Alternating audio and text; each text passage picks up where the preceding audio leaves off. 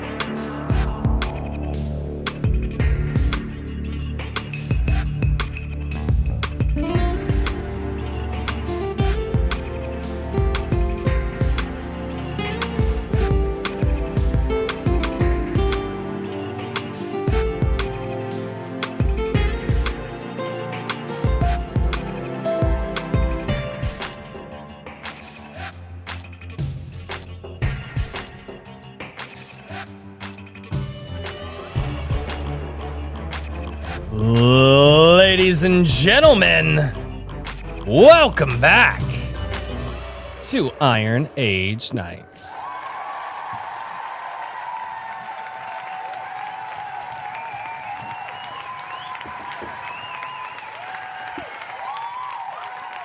That is a very long intro. Very long intro.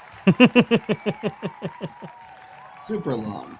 I know. I need to cut that down. So I keep saying that, and I always forget. Forgetfulness is my enemy, I guess. Oh, ladies and gentlemen, it is going to be an unbelievably fantastic show this evening. We have with us a legend, and I'm very, very grateful for that. I need to say a special thank you to Richard for being able to get the man, the myth, the legend, our guest on. But before we get to all of those things, it is time to say hello to the chat, and thank you guys so much for being here on Iron Age Nights. There's a couple of new names down in the chat, so I'm very glad that you guys are here. We have over on Rumble, we've got the Brave Bard. We have Best Cleaner. That's a new name. Lieutenant Bob, also known as King Bob. King Bob. Maji Chan is over there as well over in Rumble. So if Rumble is more your speed instead of YouTube, guys, I always tell you guys to go over and check out Rumble and see how Rumble works for you. It's been growing really, really well over there for this channel, especially. Over here on the YouTube chat, we got Raven Nevermore. Maji Chan, she's double dipping. We've got Horizon Talker, Redoubt Productions, Trippy Soul, what's going on? King Bob, also double dipping. Evely Music, Swift Sword Rush, Jose Hernandez, Eric Wag, Hojo. What's going on, Hojo? How are you? Paladin Dragoon Rider, 10 Cage, the Ultimate Kahuna. We have Geek Avenger. Fantastic. That's the new. I don't recognize that name. If you've been here before, tell me, and obviously shame me for not remembering you. JVP Music is down in the chat as well. JVP. He just released a fantastic track with 365 Infantry to go along with the fantastic work that 365 Infantry is doing over on his Substack, and just for the world that he is building in the storytelling. So go check out that track. Maybe a little later this evening in the very, very end of the show, we could play that track. It's really, really good. Guilty Gearhead, what's going on? Roland's Law. Did I say hello to 10Cage? I feel like I did not. Maybe I did. Maybe I didn't. I don't remember. Eric Wag. Maybe. Okay. A Geek Avenger for $2 over on YouTube says, "Hail Mike Barron." I try to not say the name of the guest until I introduce him, but Geek Avenger took the name and the words right out of my mouth on that one. And then we've got Ricky Rat Comics down there as well. And I do hope that all of you guys are having a fantastic evening. Oh, I forgot Christian Colebrook. He just jumped in. Christian, what's going on? Hello, good sir. It is fantastic to see everybody in the chat. I'm very, very excited about tonight's conversation. And without any further ado, Mr. Richard, the king of the Iron Age, the man who is building Anvil, the Iron Age magazine. Richard, how has your last week been? It's been pretty crazy. I've had some stuff pop up that I was not expecting. I'm putting together a little something for, hopefully a little something for RH Snow, and Yes. that's still moving along. She just a few minutes ago posted an update. Apparently her husband's still on a ventilator, but other things are looking good, like spine and some of the other injuries that were obviously very, very serious have been resolved, or at least gotten under control. So yeah, John A. Douglas just updated the Gilded on that too. So okay, good. Yeah, it's all going in a positive direction. So that is a good thing. Yeah, and I think we have everything we need to get it all taken care of. So that's awesome. And next weekend, hopefully, I'll be driving out there. But I don't know, work. The main job may be screwing me next week, so we'll see. Gotcha. Well, no, and for everybody in the chat, guys, just offer a special thought and a special prayer for RH Snow. Her husband was in a bad accident, and this is going on 2 weeks now. I believe week and a half now. He's been in the hospital in the ICU. So just offer up a special prayer for RH Snow. For those of you who may not know, she writes the Watcher, the Damned series, and we've had her here on the channel as well. So if you want to be introduced to her, but yeah, just keep her in your thoughts and prayers, and keep her husband and family in your thoughts and prayers as well. So, Yes. yeah, that's It's difficult, but Yeah. I think that they seem to be handling it well, and her son also, who is actually a contributor to Anvil. I didn't realize it was her son until after we'd signed him up and accepted it. But they're all getting through it. So it's out of our hands at this point. But Nope. we'll be sending him a little something, and since I think it's going to be the Saturday before Mother's Day, I'm going to probably take some flowers. And if you guys want to have your name on a card, send me a message and I'll put your name on the card. I do. Yeah. Yep, absolutely. If you need to send me something where I can actually sign my signature on it, I can do that too. I'm probably just going to let my wife handle it, because I think we're going to have enough plates in the air spinning this week. Nope, I understand. I understand, man. I understand. No, but absolutely, sign me up as well. Absolutely. So, no, well, oh, dude, thank you for doing that seriously, and especially you being close enough to be able to pull that off. That's really awesome of you. Well, it was it worked out. It's not that far, and hopefully it'll be a nice thing. And I know that we have a strong community here that loves her, so we might as well show that. So No, absolutely. anyway, For No, real. absolutely. Well, Mr. Daniel P. Riley, how has your last week been? Pretty good. I have a funny palate cleanser for all of that seriousness. Oh, My no. daughter got this for me. Oh, Hey, that's nice. awesome. Epic. I love that. Thought I'd share it. That's fantastic. Otherwise, client projects and personal projects, the super secret ones are still going. I've been getting them in. Really excited to share them soon. We have some announcements coming up in the next couple of weeks, so I'll be keeping you guys posted as usual on these Friday streams. Now, I am excited to see what you have coming. You have been a very secret squirrel about a lot of the things that you've been working on for months. Mm-hmm. And I'm fine. I'm tired of it. And I'm ready to see what you're working on. But when I do finally finish them, they're awesome, hence the auto shell. There you go. There you go. Well, ladies and gentlemen, I am sure that The man who has joined us on tonight's stream probably needs no introduction, but it is my job to introduce him, ladies and gentlemen, Mr. Mike A. Barron. For those of you who don't know, he is a legend of the comic book industry. He's been writing his own comics and putting those out in the indie space for several years now. And the guy is and has been an inspiration to many, many, many people out there. Mike, for the 2 or 3 people who may not know you, introduce yourself to the chat and give us a little bit of your background. Well, I always wanted to be a writer. My first job out of college was smoking dope for the government. I moved to Boston because I heard there were newspapers that were hiring. And I responded to an ad in the back of the Boston Phoenix. Volunteers wanted for a joint study by the National Institute of Mental Health and Harvard. Volunteers will live in a hospital ward in Mattapan for 30 days, smoke government dope, and take a battery of tests. College. Oh my God. And when I got out, I wrote that up and I sold it to the Boston Phoenix, and soon they hired me as their entertainment editor. So that's how I broke into writing, but I always wanted to write fiction. Wow. And it wasn't until I moved back to Madison, Wisconsin, and met Steve Rude that I broke into comics. We were just in the right place at the right time. Capital City Distribution, the second largest comic distributor in the world, wanted to start their own line of comics. So I went home, I dreamed up Nexus. I drew the first 12 pages out by hand, which is how I wrote comics for 20 years.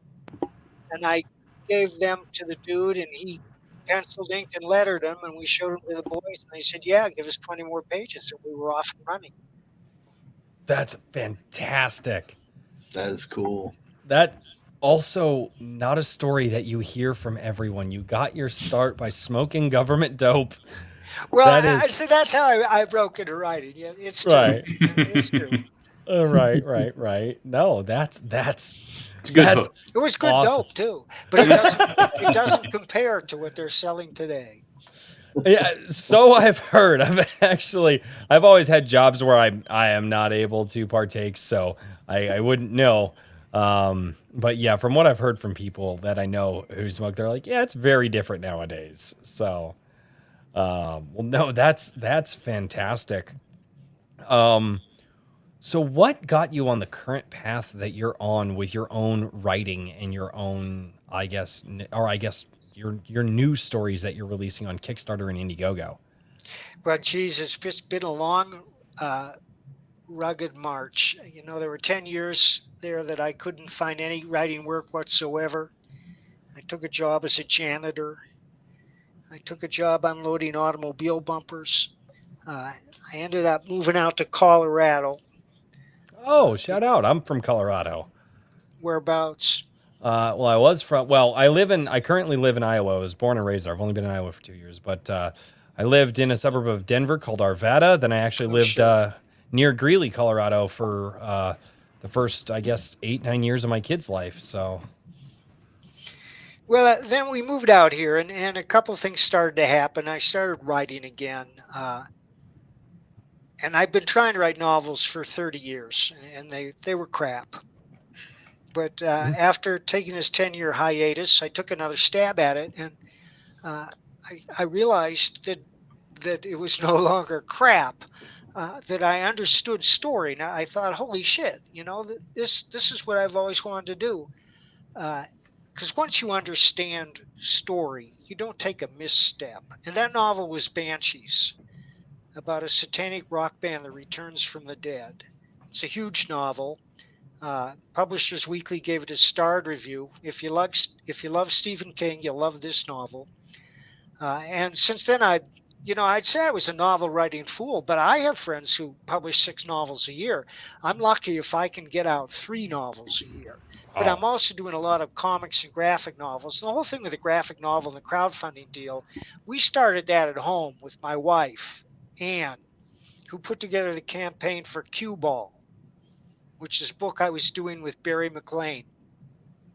And it was a modest success, and we printed the books and we sent them off. Uh, but then every time I went online, there was another Florida man story. I don't choose my stories; the stories choose me. And after a while, I got the message: I got to write about this guy. So I wrote a novel about Florida man, and my publisher Wolfpack snapped it up. That's And awesome. then I decided to turn it into a graphic novel. And somehow I hooked up with Chris Brawley, who's a videographer from Chattanooga. And Chris has been instrumental to my success since then. He planned that campaign, and Florida Man shipped. And the next thing we did was Thin Blue Line, and Thin Blue Line blew up big. It's a story about two police officers trying to survive the night in a riot-torn city. And if you want that book, it's available from thinbluelinecomics.com. Just as Florida Man is available from floridamancomics.com. And we got that out. And the next one was kind of inspired by The Punisher, which I wrote for 5 years. And it was, I thought, what would The Punisher be doing today if I were writing him? He'd be down on the southern border, which is complete chaos. He'd be down there stopping human traffickers, fentanyl smugglers, and terrorists who are just pouring across the border. So I called it Private American, and we went to work, and we were just kind of chugging along when the Daily Kos, a far-left hate site, attacked me out of the blue. It was remember written that. by a woman who has never read anything I wrote. And the headline was, Mike Barron releases another racist as fuck comic. And she described Thin Blue Line as a comic about white police officers pouring into black neighborhoods to kill as many black people as possible. Yeah, I read Well, that review. Yeah. Anybody who's read the book knows that has nothing to do with the story. That the two protagonists, the two police officers, don't kill anyone in that book. In fact, they're not even white. So we contacted the Daily Kos and said, have you read Thin Blue Line? No. Would you like to? Oh, God, do we have to? So Chris made it available to them as a PDF 2 months ago. And since then, they haven't looked at it. So we're looking into taking legal action against them. If I'm not mistaken, that was part of what got Private America pulled down, or Shadow Banner pulled That's down from absolutely Indiegogo. right. She called this woman, Star Minion is her name. She said, everybody write Kickstarter and get this racist book taken down. So Kickstarter, being the craven shits that they are, they didn't even investigate it. They just took it down. But I think because they it's have a either short- it's easier for these asshats to bow down to the mob than it is to actually do any sort of research. Absolutely. Like, Absolutely. And I remember when that was going on. I did a video about what they were doing to you, and not just you at the time, but it seemed like you were, I don't think you were necessarily the tip of the spear, but you were a part of like the spearhead of that whole thing, because there were like 7 or 8 different people. I can't remember who it was, but somebody released a list of all of the people being shadow banned and kicked off of Kickstarter. Oh, well, that was Indiegogo does the shadow banning. Oh yeah, Indiegogo does the shadow banning. Yeah. It's all my friends. Yeah, and all of these people out there were just, and they're not writing political books, but they're not politically silent online. You know, they're just like, hey, I don't agree with this leftist stuff. I'm just going to write a fun book for people to read. They're not abusive. They're not abusive. They're just heterodox, as I have always been. Mm-hmm. Absolutely. And it seems like they just went after you and people like you and, like you said, friends of yours hard. And that was what, about 6 months ago, give or take? The brouhaha with Private American, I think, happened about 4 months ago, because we launched late last year. I think. I could be wrong. I'd have to look. You know, Chris takes control of these things. It's a good thing because I couldn't do it. And Chris is behind the videos, and the videos are the best videos that have ever been done for a crowdfunded comic. I don't know if you can show that video for Private American. It's a real mind blower. That was fantastic. I have covered that Do one it. on the channel. It was great. Is that one over on? Actually, I don't even have to do it. I have the Indiegogo pulled up right here. So give me just a second to actually pull up the trailer. No, I have actually watched this several times on the channel in the past, and it's great every time. This is just one of those, and this is the Indiegogo page because that's where I was able to. Because again, I just had it pulled up here. Hopefully, audio is sharing. America's Yeah. southern border has become a war zone. Human traffickers, drug smugglers, and terrorists flow across the Rio Grande with impunity, secure in the knowledge that no one will stop them. A distant federal government lectures Americans on their privilege while punishing overworked Border Patrol agents who were helpless to stem the tidal wave of invaders and determined migrants. Second-generation Cuban American Marcos Zamora is a military vet, more patriotic than most Americans. No longer I able love to that. ignore the chaos at his doorstep, he acts. Joined by his best friend Gus, they hit the border every night, saving lives while stopping violent drug cartels and other opportunists. The government reacts with fury at Marcos' attempts to preserve American sovereignty, deploying the full might of their enforcement agencies. But Marcos understands that the only thing the rich and powerful fear is bad publicity, and he records every encounter. Whoever he is, this private American must be stopped. Illustrated by Richard Bonk and written by Eisner winner Mike Barron, Private American is his version of Captain America, and maybe a little Punisher, taking part in this ongoing, violent, and very real battle of good versus evil in the war for American sovereignty. Grab your copy at theprivateamerican.com. We have a secure border, and that is a priority for our administration. I love every time. It doesn't get old. It doesn't get old.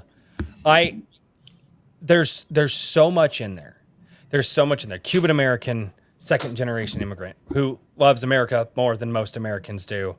How many times have you met people like that who came here from other countries?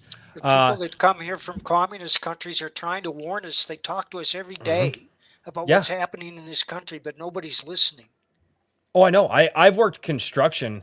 I've come from the natural gas field, and I'm going to tell you right now, there's more not white guys in construction than there are white guys, and a lot of them came to this country because of where they came from, and they'll tell you what they think about where they came from and the things that they think that we should avoid. You know, the other thing that I noticed is that in that description there in Private America, the description for that is he was going after drug cartels. I didn't see anywhere where it said he was going after some poor mother just trying to get across the border to give a better life. So he doesn't go after poor mothers just trying to give a better life. No, he goes. understands about that. And Yeah. I think we all understand the yearning to have a better life. And if we have Yeah. the opportunity to move from some shithole into the Mhm. United States, we would take it for our family. And in fact, once he disrupts these people smugglers, we first encounter him as he busts up a rape where the guy's trying to rape a 12-year-old girl. You know, they found a 6-year-old girl who had crossed the border, and she had DNA from 67 different men when they tested her. Nope. I know. Trust me. I pay attention to a lot of that. Yep. And Yes, but Private American, he says, you see that light over there, go there, they'll help you. And he steers them to the units that have been set up by the government to provide them with health care and food, you know, and get them settled. no, and it's I don't understand why there is such a divide here on this particular topic politically. And that kind of led to these asshats out here saying defamatory things about you online and not even reading the story. There's a lot of humanity in what you're saying. I guess the biggest thing is that you're out there saying that, a lot of the rich elites, they're scared of the truth. And the private American is out there to expose them for who they are. Well, that's And part maybe of the that's theme. But I have to stress, though, that my number one goal in any of these books is to entertain. That's first and foremost, and I never lose sight of that. Private American is an exciting, enthralling story. You pick it up, you won't be able to put it down. And that's what I aim to do with everything I write, whether it's downstream from politics or from culture or not. Because the next one we're doing, Bronze Star, is not controversial. It's a supernatural Western. And I have another video which I would like to debut right now. I just posted it to your Twitter and your Facebook feeds. It's for Bronze Star. We're going to sneak it now. We're not launching until next month, but I think people get a kick out of this video. Awesome. God. I have to find it. There Find it it is. and There it let's is. do it. This is going to be cool. Ladies and gentlemen. Nope, stop. Stop. The video is oh, man. We get to be a premiere for Mike Barron on that makes me happy. I'm freaking excited. All right. Let me... Sorry, I've got a lot of screens going on here. You know, it's I couldn't do it. It's a miracle I can use this computer. Oh, this is great. Hopefully, all right. I'm gonna crank the audio all the way up. Chat, if it's too loud, let me know. Chat, if it's not too loud, I can't turn it up any louder. The Civil War was America's bloodiest conflict. Over 500,000 died to preserve national unity. When the war ended, Confederates like Harley Brogdon headed west, shooting game for the Army and gambling. When a card game turns deadly, Harley shoots in self-defense, killing the card sharp who threw down first. Wilfred Knorr, the card sharp's wealthy father, will stop at nothing to see Harley hang. Harley flees to Cobb's Gap, an old silver mining town at the foot of the Rockies. A remarkably peaceful town, especially after dark. But the sheriff harbors a dark secret, and no one dares go into the mines anymore. Cobb's Gap is full of secrets. People speak in hushed tones of something in the mine. Something worse than their cursed sheriff. Something even the Indians fear. Tired of running, Harley falls in love with a local widow with secrets of her own. But when Knorr's posse arrives seeking vengeance, the stage is set for a showdown with unimaginable horrors from the deepest pits of hell. And every secret will be exposed. Eisner winner Mike Barron and acclaimed illustrator Pat Broderick present one of the weirdest westerns that Comic Dom has ever seen.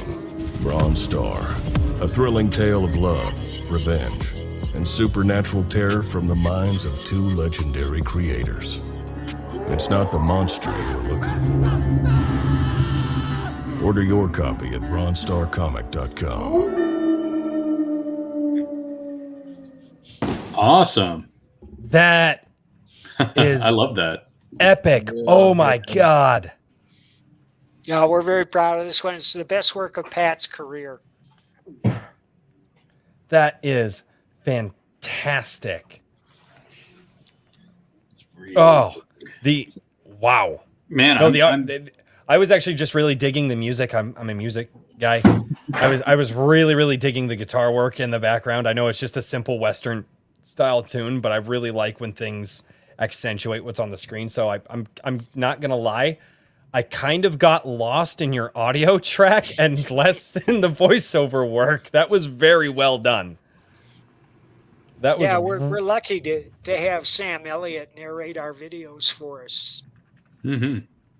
Very cool. Yeah, I'm excited about this project. I did a little bit of looking into it, but obviously we're still pretty sparse on the details. What is there anything as far as like the length of the comic? It's, I think is that up? The story itself is about 56 pages. Okay. All right. Very cool. Maybe a couple pages longer. Then we're going to have a bunch of pinups, and so forth. And I've already written a sequel. As I have written a sequel for Thin Blue Line, which is Joe's already illustrating it. You know, the guy that drew Thin Blue Line is a full-time police officer. Oh, really? I did not know. Wow. He still works. He's a very good artist. He still works faster than a lot of pros. That's awesome. Yeah. Yeah, and I also have been, I was going to say, talking to Bane a little bit, and one of their, I guess, early review copies that they sent out this month was for Black Tide Rising. Uh-oh. Yeah. Yeah, I'm Which doing is- that too. Oh yeah, which is another one. So man, you're a very busy guy. I'm excited about that one. Chuck did the first one. Mm-hmm. And I think that's the one that I think that's the one that they shared. But yeah, this is back to Bronze Star. I'm really looking forward to this. Are you? What's the timeline on it? I mean, I know it's going up for pre-order next month. We launched June 3rd. Jose wants to know about Garth Ennis run on the Punisher. I did read a few of Garth's issues, Jose, and I thought they were very professionally done, and they were entertaining. Awesome. Not the way I would have done it, but that guy can write. Mm-hmm. Well, fair enough.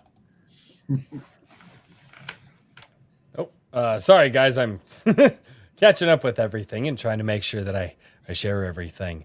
No, the chat is very, very excited, both over on Rumble and over here in YouTube. I mean, the Rumble chat, they're talking about you and very, very excited. And we have quite a few people. Actually, I will share this super chat. I have a couple of super chats, and usually I save them for later in the show, but this is a little bit of a different case here. Maji Chan for $10 says, Michael A. Barron, thank you so much for hanging with such a small channel.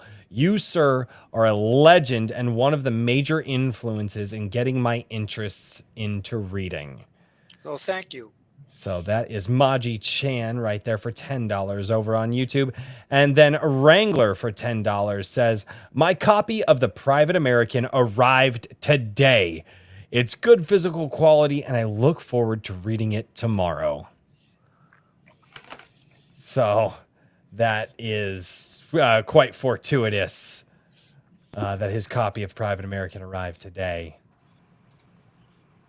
Yeah, I've only. I should also mention that, I do write 3 novels a year. And right now I'm working on the 10th biker novel. If you like hard-boiled crime fiction, you should check out my biker novels. I was inspired to write by John D. MacDonald and his Travis McGee character, as were many, many writers today, many of whom I admire. And we've all done our own version of Travis McGee. Well, mine is Josh Pratt, a reformed motorcycle hoodlum who went to prison and found God and comes out determined to turn his life around. These stories are graphic and grim. They're very fast-paced. They're brutal, but they have put their poetic moments.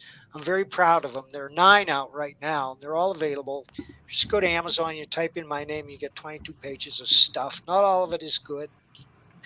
And I'm only talking about the good stuff. I mean, there are comics I wrote long ago that I wish I could claw back, but that was when I was just, feeling my way. I almost want to ask just because I'm curious. It's I can imagine that. I can imagine that having a because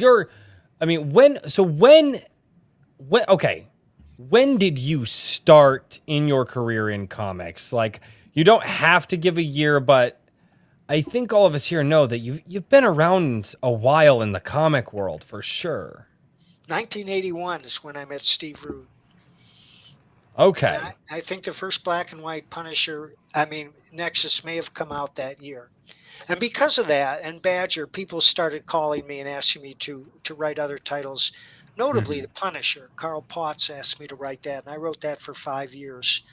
And I'm probably proudest of that, of all my major character or mainstream comics work. Although I wrote an awful lot of characters. I wrote The Flash, Dead Man, some Star Wars stuff, Hawk and Dove. Oh, yeah. Yeah, I've got to admit that I was unaware of your biker series. I was going to say, you've got. Yeah, I hadn't heard about it either. I was going to say, you've got so many things going that. It's down in the chat now. Oh, I was just pulling it up myself, actually. All right, already got it. Yep. And no, it's definitely down in the chat. I was pulling it up. That's why I'm looking around like a rabbit on crack. It's one of those things. You- I'm so familiar with the comics that Mike's been involved in that I guess it never occurred to me to really look deeper beyond that. It was just so wowed by those. Oh, here, let me send you the cover because all the covers look like this. They all have the same cover. The only thing that changes is the color. Hmm. Yeah, I And, did see that. Jose wants to know, speaking of Westerns, you want Blood Meridian by Cormac McCarthy. Jose, that's the one Cormac McCarthy I couldn't finish. It was just too grim. And you know, Chuck said, we're going to have artificial intelligence writing Cormac McCarthy books. It's going to be everything was dead. There Oh, was yeah. no hope. The end. Yeah. But I do like Cormac McCarthy, and I enjoyed all the Pretty Horses and No Country for Old Men. The Road was a bit much. I mean, that was Yeah. typical. that was very grim. Yeah. But, and also your Florida Man series, which you're sporting the hat for as well. Yeah. So Oh, show that biker cover. It's in your Facebook feed, and I'll send you the Florida Man book too, because we're here to push books. There we go.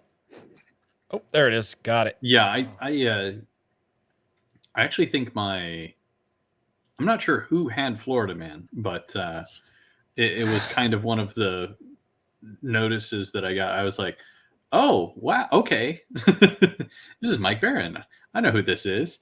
Yep. And Florida cracking me Man up. is very funny. Oh yeah, You yeah. will laugh out loud. That's what all the biker Right. covers look like. The color changes and the title changes.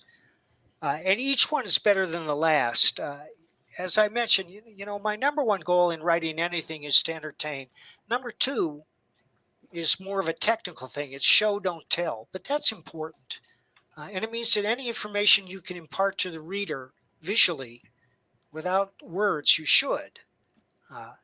And that goes for prose too.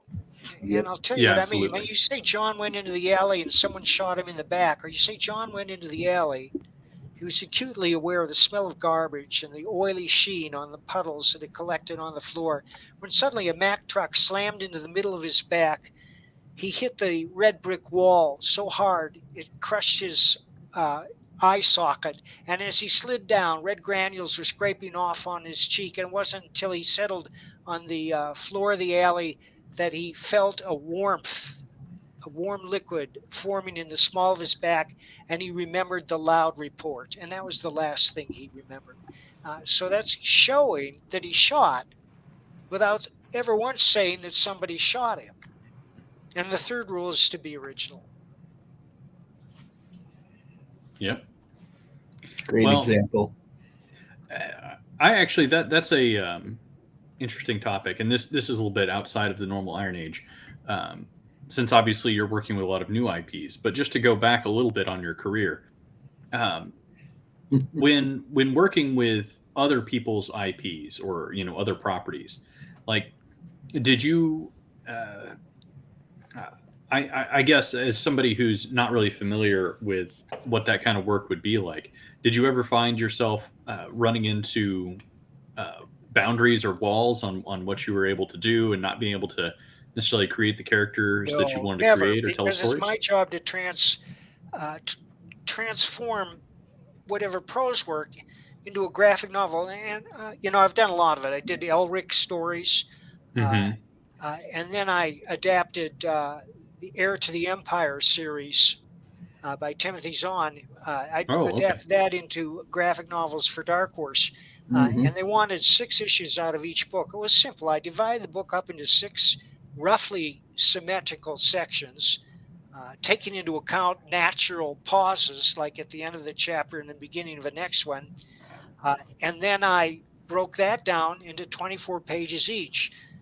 And I didn't use any of my own language. I pride myself on never using any of my own language when I'm adapting somebody else's work. So every word in there was written by Timothy Zahn. What a Mhm. concept. Using the language of the original writer. Boy, that's that. How did you come across that? Is that a new thing? That's out of or- fashion these days, I think. I'm sure I'm not the first person to do that. If No. there have been adaptations of classic literature forever, Classics Illustrated, Dark Horse did a whole series of classics. I have Jerry Gianni's version of 20,000 Leagues Under the Sea, and the prose all came straight out of Jules Verne, and likewise you see a comic book adaptation of Tom Sawyer, and it's all Mark Twain. If the writer's any good, when they change the language or dumb it down, I find that baffling. And you know, there's some books that maybe they don't lend themselves so well to a graphic treatment because of Huckleberry Finn, because of the language in Huckleberry Finn, which has already been banned in half the half the school libraries in the country because it contains a certain word. They've changed it in the books. They went in the modern prints of it. They've already changed the language in the books. Yeah, Well, it's a shame. You know, I'm not for book burning, but any of these Bowdlerized versions which change the original, they don't deserve to have a market. They should not be read. And Now they're doing it with to Roald James Dahl. Bond. They're doing it with James Bond. Well, they're doing it with everything is the Yeah. I problem. know, and it's just ridiculous. And it just Well- Yeah. points to the craven, tiny souls of these people who have taken over the culture. So one of the things that I've found very insidious while we're talking about this is that if you look at some of the examples, because Ronald Dahl was a public one, and people got very into that one recently. Like, I don't know. I was there's at least some rationality in my mind behind. Not necessarily like it's justified, but I can understand their thinking with some of these changes where they want to take out maybe an offensive word or they didn't want to have this. But so many of these changes were not even about trying to make things less offensive. They were just dumbing everything down. And I think that there is beyond, to me, I think the removal of offensive language or whatever else, everything is offensive, right? But that's just their fig leaf. What they really want to do is go in and ruin these things and make it all the same, It's what they really want to do is control. Yeah. Control everyone. Control what you're allowed to think. Control what you're allowed to say. And I think we're all aware of that. Yeah, hopefully by now. But it's incredible. And I've had the thought that, there's a number of people, and this is a topic I'd like to ask you about, because you're creating both. You've done a lot of, obviously you have a very long career, but you're also still creating new stuff. And, I'm always of the opinion that we should continue creating and building while also trying to preserve what's old. But I think, without new things to kind of draw people in and try new ideas, sometimes you don't get the appreciation for the old. Is that something that you've seen with some of your work and whatnot? Have you had some? Well, I don't consider my work classic. Let's look at the real classics. When I went to school, in high school, we studied Shakespeare. We read Dickens. We read Mark Twain, and these are classics for a reason. This is enduring literature. It's part of the human condition. The insights they offer are invaluable, and they should be taught today. The problem today is school kids can't even read. They can't read, so Yeah. how are they going to read Shakespeare? And they can't read because we have a whole generation of school teachers, and I'm sure you're aware of this, that Don't even get job me started. to indoctrinate kids into a particular way of thinking, and that's what they spend their time on in class. I mean, I can't tell you how often I've seen videos of these young school teachers, and invariably they have purple or blue hair, boasting about how they're turning their kids into activists. Well, they're not there to turn their kids into activists. They're there to teach kids how to think and how to deal with the real world. And That that's why hasn't been true the for like public 30 school years. system is failing, and why parents are pulling their your children out. But I don't want to get bogged down on that. I mean, let's get back to comics or something. Yeah, fair Well, enough. Fair yeah. I'm a To former that point, teacher, so I don't want to go on that rant. That's, my wife and I homeschool our kids for that Good reason. for you. So that's Thank yeah. You're definitely in good company here. Mhm. But Yeah, I homeschooled no, mine. getting back. So getting into the comics. Okay, so I want to ask. I want to ask you this because getting back into the comics, and because I've wanted to kind of do a top 10 of this year, but I want to ask you, what are your top 5 projects? Not they don't have to be yours; they can be friends of yours. But what are your top 5 comic projects of 2023 so far? Well, I think that Ethan Van Sciver's hitting his stride with Cyberfrog. And if you haven't seen that, it's the artwork is just unbelievably detailed and explosive, and he's created a world which is internally consistent and totally believable. And I would compare it to Tolkien or something like that. It's completely different, of course, but I mean it succeeds on that level. And also Aaron Lopresti's Wraith of God. Aaron can not only draw, he writes very well, and I've been impressed with his work a lot. I see that George Alexopoulos has a new Western out, and I haven't read it yet, but Alexopoulos is a very talented artist and a great thinker. And if you follow him on Twitter, you know what I mean, because he's got the most acid pen in the world when it comes to modern politics. He doesn't spend all his time on it, but his political cartoons have more impact than anybody else's that I know of. What else? Have you seen his children's book that he released?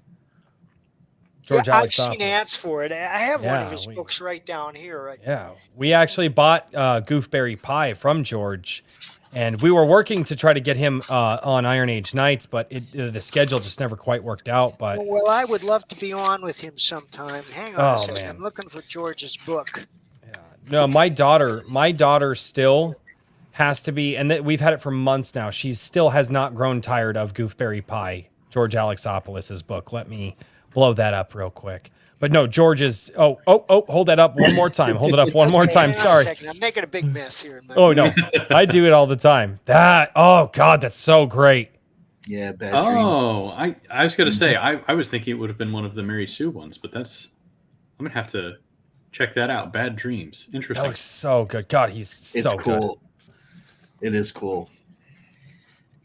What else? I don't know. I hardly buy any commercial comics these days. When I do, I'm invariably disappointed. No, and that's why I said, what are your top 5? Like what, it doesn't have to be the mainstream, because I think a lot of people here are tired of the mainstream storytelling, whether it's in video format, comic format, book format. And a lot of people that are gathered here, believe it or not, most of the people down in the chat right now are writing their own stories or creating their own artwork, networking, writing their own music, connecting with other people, building their own animations. I mean, that's everything that I've is networked with most of them. yeah. Daniel does the editing work for most of them, as he is a book editor, and they've been doing projects for me too. Some of the secret projects that are coming out are from members of the community. Yeah, and so that's, I think most people are where you are, in that they're tired of what the mainstream comics turned into, and they just want to get back to good storytelling and fun storytelling. And I tell everybody, put something in my hands that I can put in the hands of my kids. That's the most important thing to me. I've had my stories. I read my books when I was a kid. I watched my cartoons and my movies, and I'm 31 years old, guys. I've consumed enough media in my life, but my kids, boy, there's a lot of media out there that they could consume. And I want to make sure that I direct them towards the media that is good and fruitful for them and fun for them. It doesn't have to be serious all the time, but that's my goal. And that's why I try to reach out to guys like you and George and and the Shad M. Brooks, you know, and a lot of the guys that we've had. So You know, I don't think there's a better comic for kids than Uncle Scrooge. It was written and drawn by Carl Barks. I think they're among the greatest comics ever done. There's not a wasted word or panel in any of them. He's a master of storytelling, a master of characterization. And if you want something you can safely show your kids no matter how old they are, yeah. Uncle Scrooge is it. And that means, and they appeal to everyone. I mean, I read those comics today and they're still brilliant and entertaining. 1955. I will be sending those to my wife then. Can't go wrong with the classics. No, you cannot. You cannot. I will have to be getting that. Yeah, I've got my headphones are going out on me apparently, which I hope not because they're brand new and shouldn't. No, and that's one of the things that I really tell people all the time is that we've touched on the culture side of things and how the culture kind of got hijacked by a lot of these people.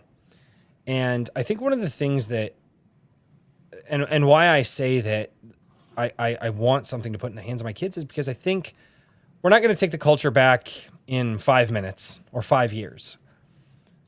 But what is important, what the people who are going to create the culture, who are going to bring it back, is the next generation. Right? The current generation, they're already doing their thing. They've got their stuff.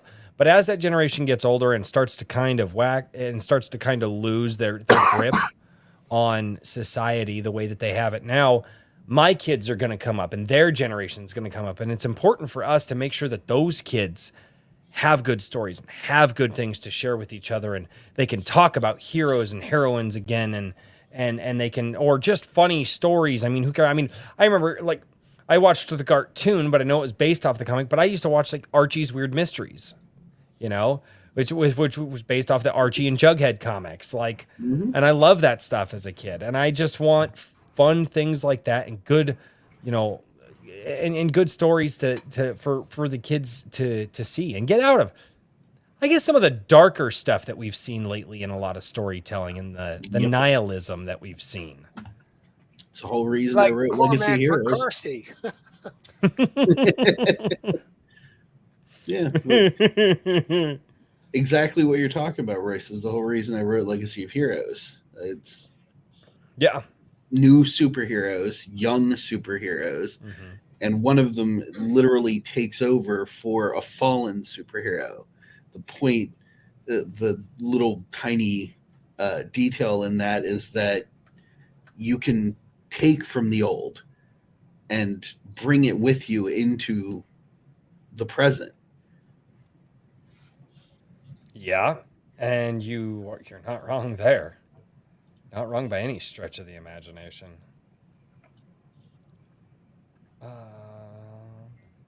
Sorry, I'm currently I'm sending things to my wife. I told you I was going to send the Uncle Scrooge stuff to my wife. I'm like, well, because if I don't now, I'll forget. Remember, enemy. So I actually have a couple questions, if you don't mind us circling back to Bronze Star. With your like, I've been going through a bunch of westerns recently, just out of they've been popping up, and I'm like, I need to rewatch some of these old ones and so on and so forth. But were there any particular inspirations that you drew from on Bronze Star? No, I try to be original. Of course, there's a long tradition in Westerns, which is hard to ignore. In fact, I just wrote a column about my 10 favorite Westerns. I have a Substack column. You go to Substack, type in Mike Barron, you can check it out. And a lot of the parts of the story are I'm not going to call them cliches, but they're sturdy elements of so many Westerns. For instance, the crooked card game that ends in a shooting, the extra legal posse pursuing an innocent man, elements of the Civil War. But I do try to be original. And while we're talking about it, I'd like to point out two of the Westerns that are in my top 10 that most people have never heard of. One is Valdez is Coming, based on a novel by Elmore Leonard and starring Burt Lancaster. And the other is Ulzana's Raid, also starring Burt Lancaster. And they're both incredible Westerns, among my favorites. But the number one on my list was The Man Who Shot Liberty Valance, Mm-hmm. because you can't have a list without a John Ford, John Wayne Western. In fact, John Wayne's on there a couple of times. Man Who Mhm. Shot Liberty Valance is awesome.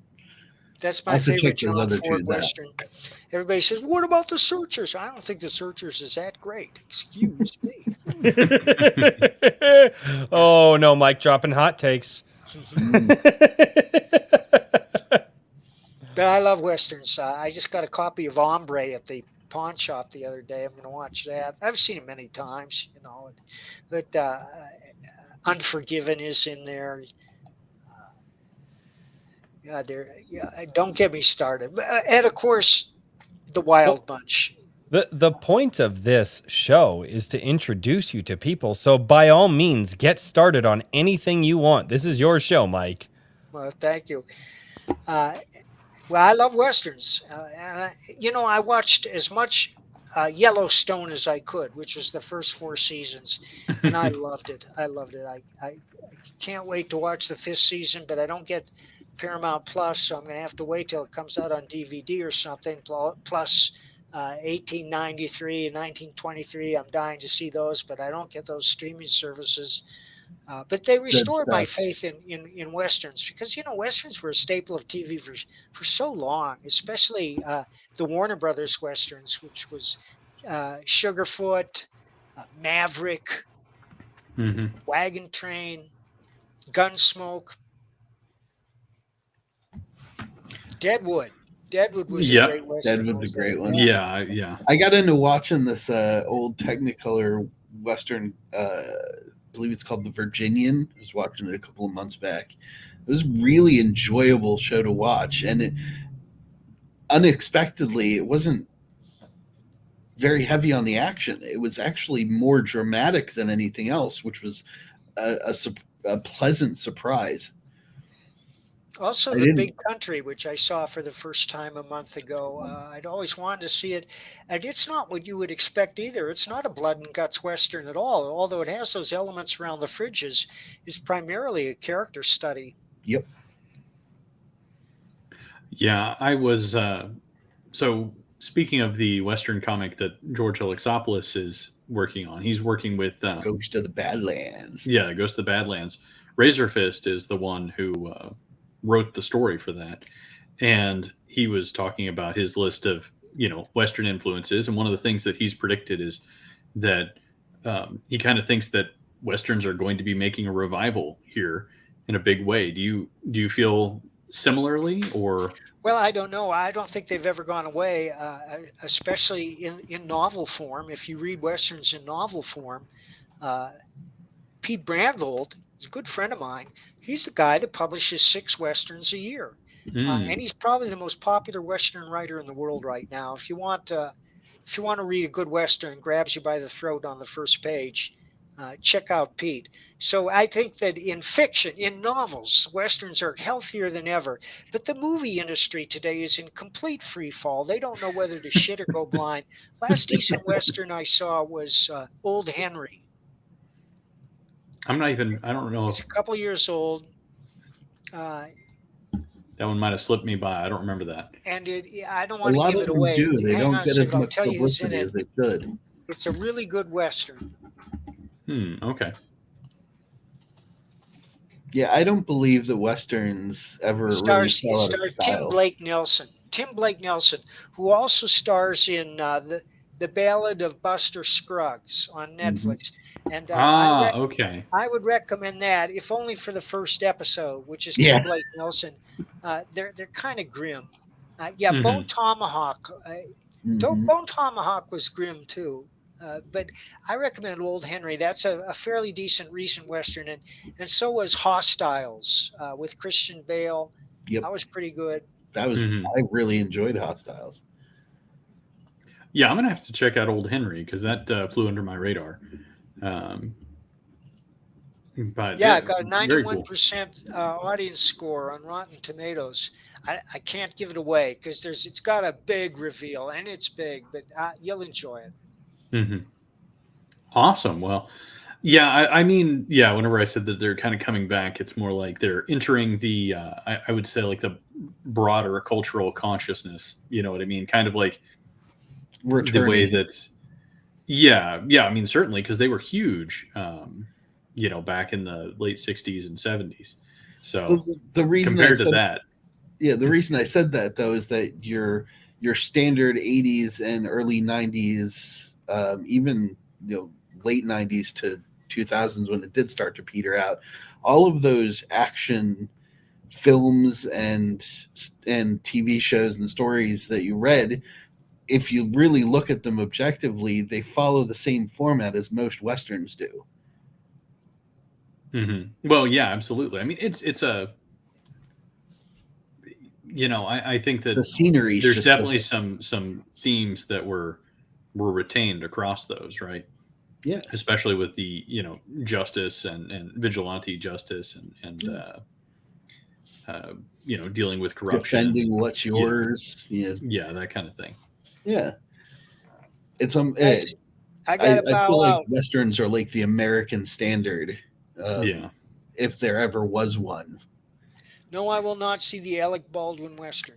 Okay, Guys, I got to bow out. all right. Well, thank you for coming. For having Mike me on, is gentlemen. great. We'll do this again. Yes, absolutely. The earlier, Yeah. the better. Yeah. All right. We'll It's great we'll to see what we meet you. can. Thanks, guys. All right. Thank you. Oh, I missed saying goodbye to him. I was trying to get back. I was like, run, Royce, run. I was trying to get back. Hail, Mike Barron, ladies and gentlemen. we Mike, didn't get questions for him. Oh well. we I'm glad that did not swung we by. did not get to questions. That's all right. That's okay though. I mean, this is an unusually long stream for a lot of streams. I get it, but God, what just a great guest, guys. Go check out all of the links that we dropped down in the chat for Mike Barron. Yeah, I usually I gotta Keep your get up eyes and- out for Bronze Star. That looks Yes. like Oh, that looks so good, dude. His trailers are so freaking good. Like, God, they're so good. the Sam Oh. Elliott narration kind of sells it. Right. Yeah. No kidding. Right. Yeah. Everybody's like, that's Sam. Yeah. That's so great.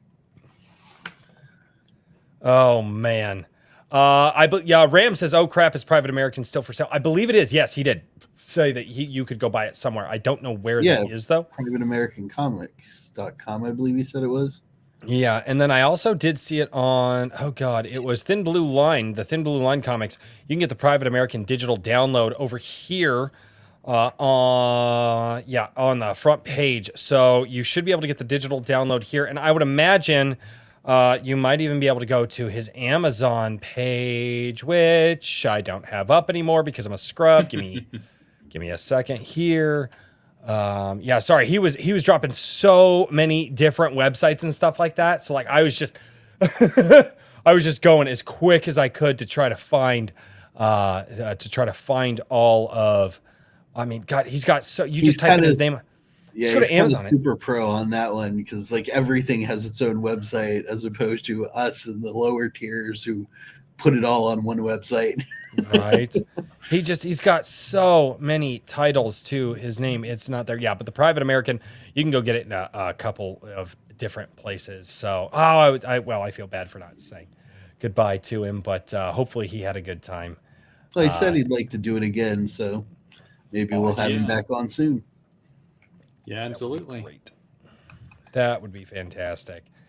Usually I gotta get up and stretch my legs at about an hour of sitting on this chair because this chair is wholly uncomfortable. Y'all need a seat of power. Huh? I said y'all need a seat of power. Come on now.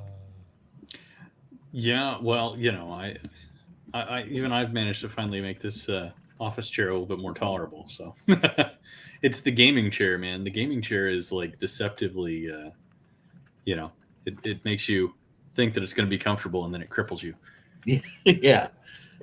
so that you're permanently, crowdfund a chair, so that you're permanently stuck with the computer in front of you. It's a diabolical plan. Yeah, my office chair, I call it the Palpatine throne because it's what it literally looks like, and it rotates full circle, so I can just sort of push off and spin slowly around. All I need is a metal hand and a cat. I can be Dr. Claw from Inspector Gadget. There you go. Damn it, don't get that song stuck in my head. I was gonna say, you're the song one who did it there. Always gets stuck You're the in my one head to blame. anytime like I remotely think of Gadget. Gadget. Oh, I always say Inspector Gadget. Da-na-na-na-na-na. I loved that series. Geek Avenger, you need a Masterpiece Theater wingback chair. Oh God. Oh, and some cargo pants. No, we're not doing cargo pants. No. So random. I don't understand my chat. Herman P. Hunter. Heavily Music really is looking for a pair of cargo pants. He wants some Iron Age branded cargo pants. I'm going to figure out something one of these days. IronCon 2025, there will be some cargo pants waiting. Closest even if it's just a pair of like Walmart cargo pants with a sticker down the leg. I'm not going to be that cheap. It's not going to be a sticker. Oh God, grab Royce a computer. Yeah, this one's getting kind of old. Even my buddy who built it is like, dude, you need to get a new computer because that was many months ago, guys. I all still know Royce doesn't change. I'm trying. Computers are expensive, and especially for doing what I'm trying to do here, like they're not cheap. Like if you're just getting like a regular home computer, you could spend under $1,000 to do anything that I'm trying to do here and boost production and boost like what's going on and not have crashes and like it gets spendy. HP Hunter over on Rumble for $5, and I am so glad that Mike Barron left before this. He says, Mike, have you ever read The Legend of Shallar? Oh jeez. Come on, Maybe it's Herman, just I as well that expected he more left. from you. I don't think the chat is screwing with me when they tell me that like everybody in the Gilded is working on it. I don't think it's a I've troll yet at to this see any point. progress, ladies and gentlemen. And so. if they are in fact working on this, troll book, when it gets done, I will obviously have to get a copy, and I will have to read out of it live on stream, and we'll just have a Shallar night. And just laugh at all of the horrible things that people say about me in book form. I'm increasingly concerned by what might find its way in there. So, let's see if I can get back to Twitter because I wanted to show this earlier, but Mike was here, and I was like, no, it's not. No, let's let Mike. He's gonna do that. Oh God, fucking bless it, Jose. Fuck, no. We're off the. What is this? Eric Wag. I see. I don't understand. Oh God! You know what? If you can't laugh at yourself, Now I'm looking on. What is this from?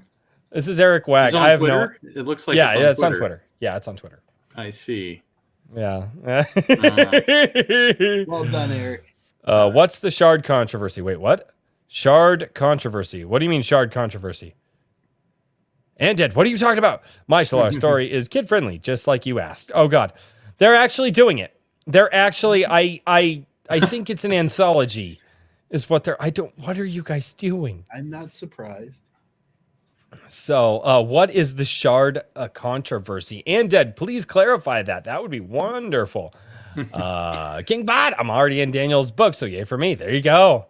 I misheard you. Oh, okay. The Shallar. So for those who are new here, who don't understand what Shallar the area. is. Okay, yeah. Flee the area. Thank you for stopping by. Avoid the chat. Don't interact with the chat. Don't read the chat. Do it. Don't read Listen the chat. only to Just us. don't Join the chat, folks.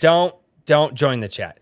But for those of you who don't know, so the Legend of Shalar started. I do a Wednesday night live stream every single week, and I bring supporters of my channel on. And those supporters are from the people who support me on Gilded and the people who support me on adrinkwithcrazy.locals.com. YouTube tends to not like creators like me. One, because I don't talk about Barbie doll topics like they want, and that's just an overall arching term for topics that are absolutely about nothing. I get political sometimes, but anyway. So on this live stream where I bring my supporters on and we cover people who share their projects with me on my Wednesday tweet on Twitter. I'm trying to bring an audience to the creators of new comics, new books, new animations. That's my goal. I want to build this channel as big as I can and bring an audience here so that way I can send the audience towards other creators. In one of those streams, I was scrolling down and everybody said, dude, you have to go. You've got to read Shalar. For 5 minutes, they had me looking for this damn project called The Legends of Shalar. They kept telling me I needed to find The Legend of Shalar. Turns out, doesn't exist. It's not a fucking book. It wasn't in the stream. I looked for 5 minutes and they go, no, dude, you passed it. And my supporters on the live stream were also doing it. And they were fucking with me. And so I finally realized after 5 minutes, because I'm really smart, guys. I'm really, really smart.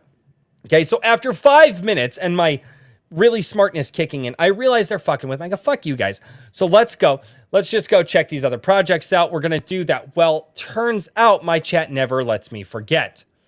And now, months later, multiple people in my Gilded community are writing Legends of Shalar as a troll on me. So for those, yes, I know Shalar is, or they're not writing it and they're just telling me that they're writing it. I don't know. My chat loves to abuse me. It's one of their favorite pastimes. And, well, you know what? It's as long as the channel grows, I guess. We appreciate them for it. No, but ultimately, like, I will say this, though. My Gilded community is just, my Gilded community is one of the best communities out there because it's not about me. It's actually about everybody coming together and networking and laughing and having fun and building stories and writing stories and bouncing ideas off of each other and then giving each other shit at the same time.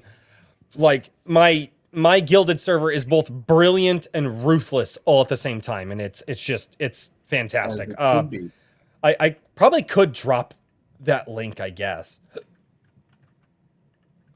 So I will drop that link. There we go. But yes. Join the Gilded.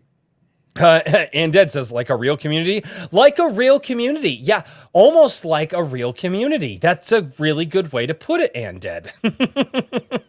Almost. Yeah, no, absolutely, man. Evelyn, oh God. Real human beings. Not human beings, human beings. Oh, give Royce your money. Don't give me. No. Save your money and give it to more deserving people. That's what I tell you. I want to be a jumping bean. I don't want to be a bean. I want to be a me. That's it. I am slowly but surely working on that video. I hope I have time. I might not have time to put it together tomorrow like I wanted to. But I have all of the articles pulled up. I've got background research. I am really, really hoping that this video that I plan to put out, the video essay, is good, because it's going to be one of the first video essays and first conversational style videos that I've done like this since like the beginning of A Drink with Crazy. And actually, all right, guys, should I show people what original A Drink with Crazy looked like? Yes. Yeah. Should I do it? Should I do it? Okay. We're gonna eventually have to make a return to that format, though. At least the we'll recreate it for the all together live stream. Yeah, dude, I put that set together for like $200. It was great. We'll have to find a facsimile of the Seat of Power for that. Right. All right. I'll have to go to my personal Facebook page. But guys, I am going to show you, this is back in 2018 when A Drink with Crazy started. And I have to go to my personal Facebook page to even find these photos. It's somewhat embarrassing, but you know what, dude? I tried my ass off. I've always tried my ass off. I've always worked hard to put something together that was entertaining. Turns out just that format. But okay, so this is the I've never heard original anybody A use the Drink. phrase "tried my ass off." Yes. Well, I always do. It's a This new is the one. original A Drink with Crazy set. So for those of you, this is the original Drink with Crazy set. That is my World War II field phone. Those are the microphones. This is what we were trying to go for. Two-person style conversation. And then this is what our jackasses looked like. We were we were trying to do something more. Wait, look at that, guys. I think maybe there is some truth to this whole wig thing. The wig that? thing. Yeah, that's my buddy Matt. That's my best friend Matt. He's a guitarist. No, in my no, band, I'm but- talking about you. Look at that. Fuck off. See there? No, I'm not. Fuck off. But yeah, it's but no. So that was the original A Drink with Crazy set, and like what we were trying to do, we were trying to do a political show, and it just turned out not, to not work out. Bet the chat's loving that. Oh God. And then all right, here, how's about this? We'll dive Snuck into the Royce's. middle school. Here's me in studio. There So- we go. Hey, Yeah, here's me in studio. So let's see, that's the Drop D guitar. What song were we working on then? But yeah, I can't actually remember. But yeah, here's me in studio. I was recording the last one that we the last demo that I recorded. So yeah, that one was fun. I don't think I need to dive into any more. I was gonna say I don't think I'm gonna bring up any old photos of myself doing anything from previous attempts. I'll leave that there. I appreciate you jumping on the grenade and taking one for the And team. then, all right. Oh wait, that's all fuzzy. I was gonna show one You more. guys Me and my said brother. there's I was gonna give a shout out to my brother, Ivory Holsters, who does custom gun holsters. The true Royce wears leather. Funny you should say that. But actually, my leather jacket that was designed in the show. All right, one more so you guys can make funny. This is me and my oldest daughter at the park. And that is the leather jacket. That is the leather jacket. So, yep, that was 9 years ago. So, yep. All right. No more pictures of me. Jose Hernandez he's just, okay, that's cute. My wife actually, she was learning how to walk at the time. My wife actually has a picture of us both walking away like into the sun. Like it looks really cool. So, but I won't. But yes, I do wear leather. I've got leather boots on right now. The leather jacket is not here though, because the leather jacket gets a little toasty. Gentlemen, we're out of a get. What do we do? What do we do right now? Well, I could talk a little bit about Anvil. Cut. So I think I might do that. Mainly that, let me drop a link real quick, that submissions are open right now. So, if you guys have something, and I'm also especially looking for artists and as well as authors and comics and reviews. So give me your stories. yes. So if you're an artist and you want to send in your portfolio and rates and lead times and all that jazz, I will throw you into the mix and try to do my best to hook you up with something. So it's been a real good time, and already we've got a bunch of great submissions and got some very cool things in the works. One thing from a previous guest here that I think everybody's going to be really stoked whenever they see it. So Yes. The fuck? Why don't I know about this? I'll show you. It's I'll a send you some- secret. Yeah, it's a bit of a secret project. Dude, I love how you guys are like my co-host, and you're just like, no, it's a secret project. And I'm like, wait, I don't even know. Well, about the we secret. discussed it during our weekly meeting. Yep. The one we did yeah. 3 months ago. 4 3 months ago. now. Maybe 3.5, coming up on almost 5, 4. just Yeah. about. It's been a while. We should yeah. really do another weekly meeting. Like Maybe we do like our biannual weekly meeting. I was gonna say it's not quite 6 months yet, so let's not get too eager about Well, this. wait, didn't we have a phone call? Was that the meeting? I don't remember. I'm gonna say that must have I been. know the you meeting. and I had a phone call, but it's been a long time since the There three we of us go. actually got to sit down and talk. Yeah. No, absolutely. Yeah, no, we haven't sat down and talked. JVP for $5 says, I won't keep secrets from you, Royce. Thank you. That is the appropriate response. Thank you with great concern. Philbo Baggins, the annual weekly meeting. Exactly. Exactly. It's This is how Iron true. Age Knights rolls. We believed it at one point too. We were like, no, we're totally gonna do it. And Never happened. We tried. We tried it for a while. dude, It doesn't count if we have one meeting and then go months without. It doesn't count as trying. That Trying is counts. It Trying is counts. like 2 or 3 meetings. and then we fizzling tried. out. We've been trying our asses off to make it a weekly meeting. Have you never heard that before? No, I've never heard. Really? That one. I've heard work your ass off and so on and so forth, but Yeah. that's Oh, trying my ass off. Trying my ass off. I just dropped stuff. Oh, good I always thought it was Lord. strange. Is why would you want to do anything to the point where your ass falls off? I mean, it depends on how big it is, but there's careful. We might get into big and shaming.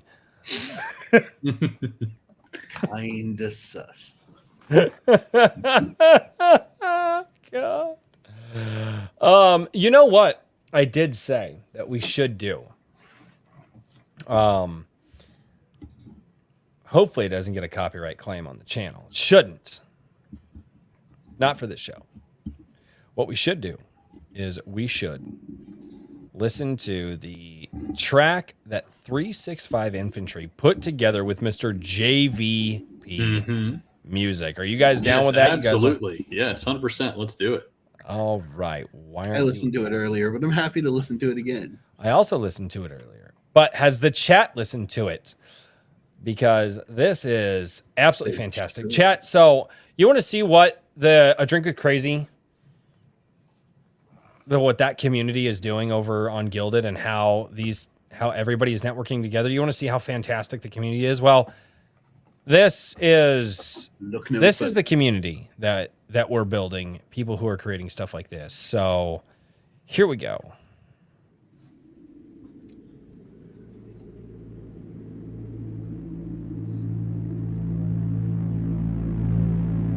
Big wind up.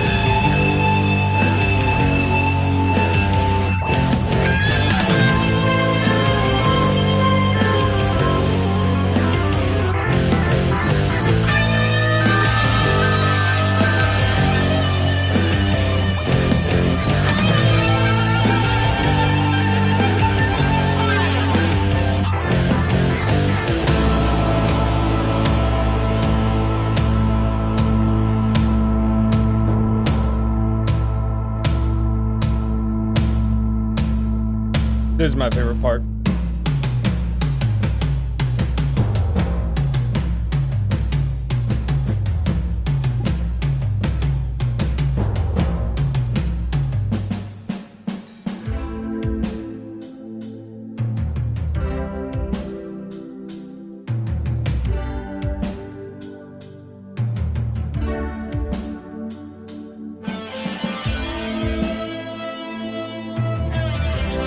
JVP, was that a phaser?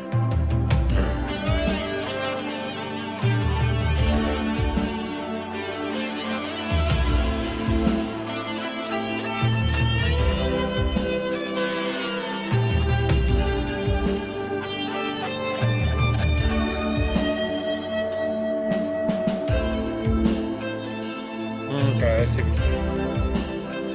Okay.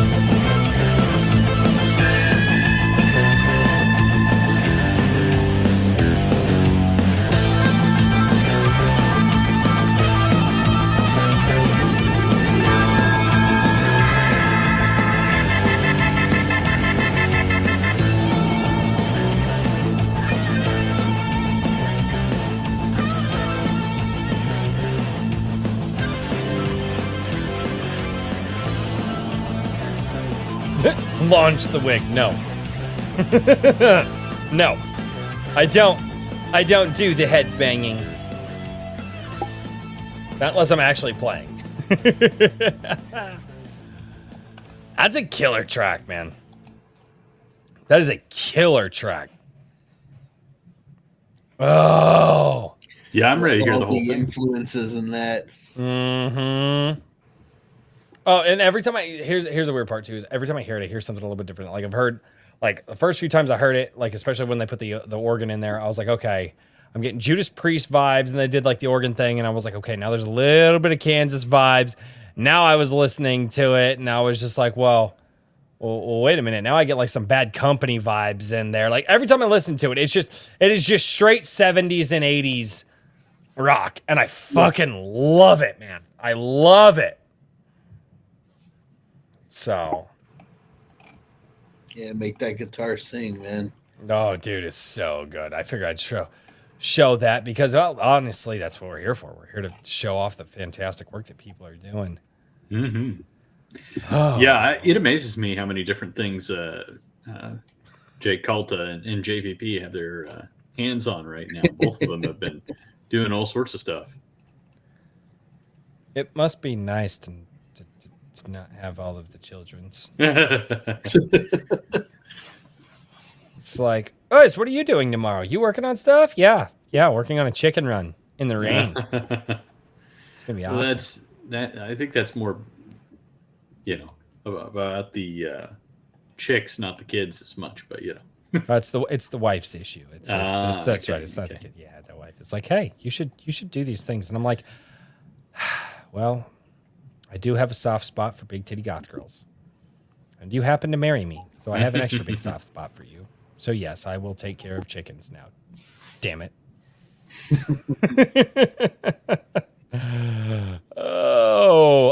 Jose Hernandez question for y'all. Favorite foreign heavy metal song? Mine is Hoo-ah Mongolian metal song. That has gotten huge lately. Foreign heavy metal.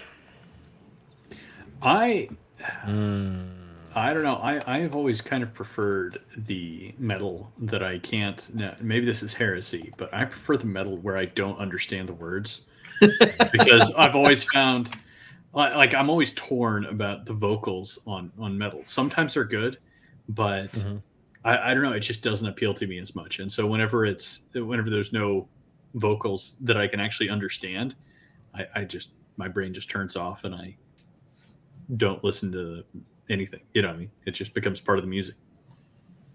Sorry, Jatsu in the Rumble chat just said something, and I can't. I was gonna make a joke, and I was like, maybe I should. Maybe not. I was like, maybe I shouldn't make that joke. Foreign heavy metal band, dude. I don't know. God. I don't know. I listen to heavy metal sparingly. Like I like songs here and there, but that's kind of how I am with every genre. Like I don't get like sucked into one genre. I listen to a little bit of everything here and there across like many different genres. Like I have people that come over for barbecues and they're like, dude, your playlist is fucked. And I'm like, what do you mean? And they're like, we just went from 1940s to like Tupac. I'm like, and what's wrong with that? I don't know. You say foreign heavy metal, and the only band in my head right now is freaking Rammstein. That's because all I can hear is Du hast. That's the only thing I can think of right now. Judas Priest is 80s metal. My heavy metal is very, very different. My heavy metal is it depends on what you consider heavy metal. Yeah, I know that there's like specific definitions of these things and so on and so forth. It's very mutable. Yeah. Yeah. I'm not well, I really mean, at one metal point, guy myself. I mean, you get into thrash metal, then you'll.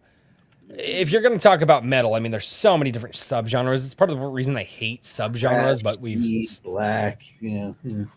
You've got gothic, black, death metal, prog metal, fuck prog metal. That's too much math for my brain to want to do. If you guys are musicians, I hate prog rock. Like most prog rock pisses me off because all I'm doing is just trying to figure out the fuck timing they're in. And it's always some prick version of like 7.5 by 21. I'm like, you can't even do that. That's not even a musical thing. And they're like, no, but we did it. And I'm like, fucking. Fucking hipsters. And and here's the problem is sometimes it sounds really, really freaking good. Like sometimes it sounds really good. Other times it's just like, I'm done. I don't care anymore. I'm done. Yeah, so. My stepfather is a lifelong musician, former music teacher, and small time. He played local clubs and some conventions and stuff. But I play music for him specifically to see his reaction. Like some modern stuff, some things that. Oh, so you're evil. I got it. Yeah, I know he's never heard it. I play it just so I can watch him. You can see in his eyes when he's trying to figure out the time, and he's like, "Okay, Dream Theater is a different story. Dream Theater is a different story. However, if we're gonna get into stuff like that, don't forget about Symphony X. Symphony X is their album, The Odyssey. Oh, sorry. Yeah, if you're gonna go with that sort of thing, I was a big fan of Vast when it was out there in the popular circuit. Okay. It stands for Visual Audio Sensory Theater. No, I've heard of them. Heard of, not listened to. Very big difference there. Mm-hmm. So, because I've heard of a lot of bands, but there's millions of musicians out there. Yep. Jose Hernandez, making your father listen to modern music is the kind of torture I wish I could inflict on my dad. Oh God. It's hilarious because he tries Oh. to he tries to figure out instruments when there are no instruments. Like, Dad, it's a computer. What? No, it's not a computer. No. Yeah, there's so much music that I used to listen to. I shared some of my Oh, taste God. in the Evelyn music. Ow. I yawned. Damn it. Damn it. I'm going to bitch out early tonight, probably. Quit being a wussy, Royce. I was gonna say we can go to. I was gonna say, are we caught up on super chats and all Yeah, that? we're caught up on jazz? super chats. There's not a Oh bunch my of super goodness! chats. I know there's Yeah. not a ton of super Yeah, chats. where's Well, there Pokemon? are two from the Ultimate Yeah. Kahuna that I could read. We are missing the Kikomon drunken super chats tonight. See, Yeah. he is in business trip. I don't know if I should say that on air, but anyway, he is currently in a business trip. Yes. Herman, take over. You're drunk. Oh God. The Ultimate Kahuna for $2 says, Roy, stop adjusting your pants. LOL. Oh God. What? The Ultimate Kahuna for $5 says, so Mike, you also love motorcycles. I do adventure riding myself. And oh God, yes, but he bowed out a little early. I was not expecting him to bow out at the 1 hour mark. But I mean, obviously it's a long show. So I'm just really sad that I missed it. Herman P. Hunter, the Lore Forge, $5 says, Air Supply's greatest hits does not qualify as metal, Royce. The fuck is Air Supply? Yeah, I don't know that one. Is that I some know. old people shit? Kind of, yeah. I know what he's talking about. That's why I laughed. Like, can you get something in this like remotely close to the century that I was born in? Or are you gonna go He's to the He's century? doing the best he can. He's doing. He's the best trying. he can. He's trying. It's Herman. I know. Yeah, like I feel like I'm getting to that age where I'm just like, oh, music was better when I was younger. 'Cause, like I feel like I'm just getting there. No, I But- think like 21-year-olds can say music was better when they were younger. Mhm. It's progressively I- gone down very fast. Well, it's so funny because all of the things that like my kids want to listen to, well, not all, but a lot are songs from when I was a kid. Dad, do you know this song? Yes, I do. Dad, you know this song?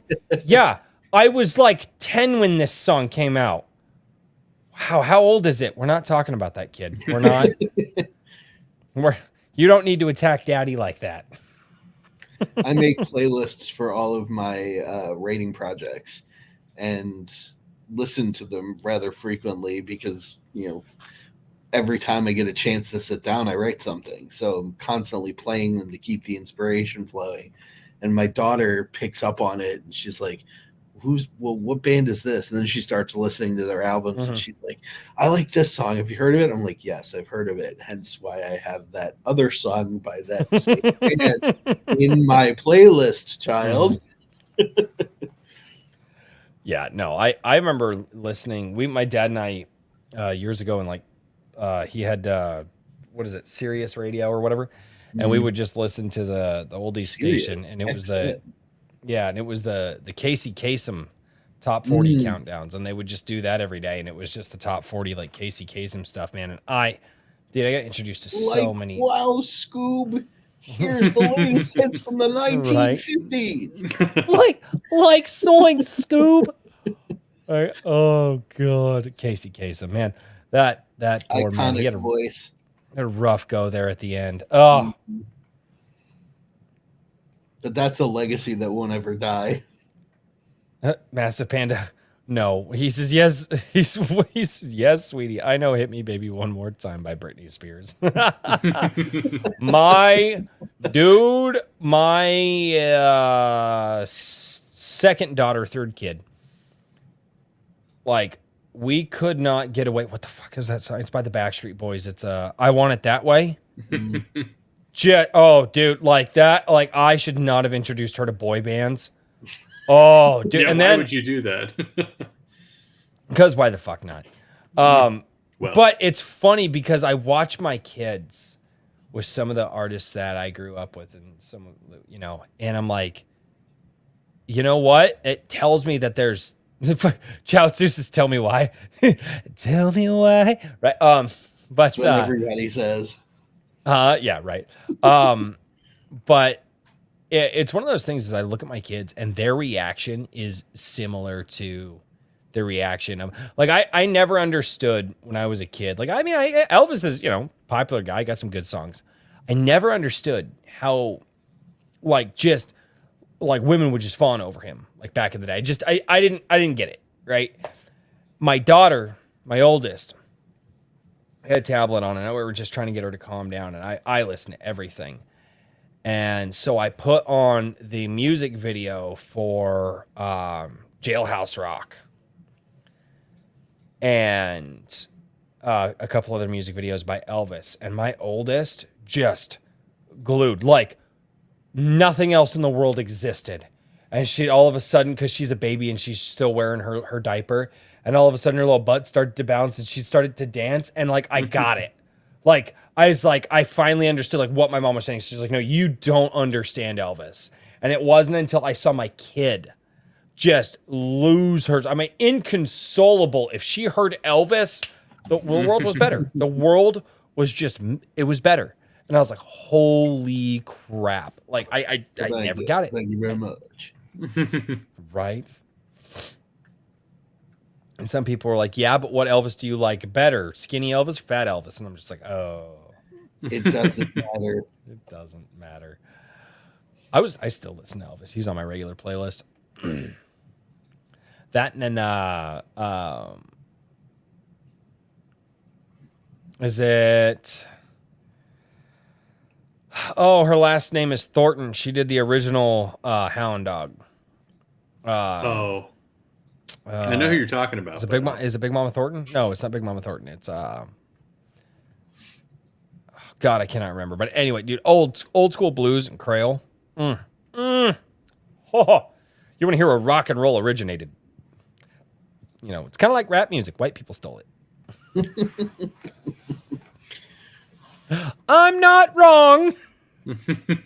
Especially back in them days. Oh my God, that dude, music history is something that's really, really fun. Mm-hmm. Now talk about anime music. No. Heavily music. Don't introduce her to Korean boy bands. She'll be obsessed with Asians. Don't let her pollute your blood. Like, what the fuck? I'm not so sure about that last part, but I agree with the don't introduce her. Yeah, like I'm not so sure about like the whole like bloodline thing, dude. I mean, I'm like a Heinz 57 blend off a whole bunch of stuff. Oh God. K-pop bands. I am not going to read that on air. Jose Hernandez. Holy fuck. Oh. If he's not going to read it on air, that's bad. Chaozu over in the Rumble chat. It's pretty bad. Chaozu over in the Rumble chat. Let's see if I can do this one right. He goes, Chala, head chala. You guys know how to finish that one? Oh, you bastards, you suck.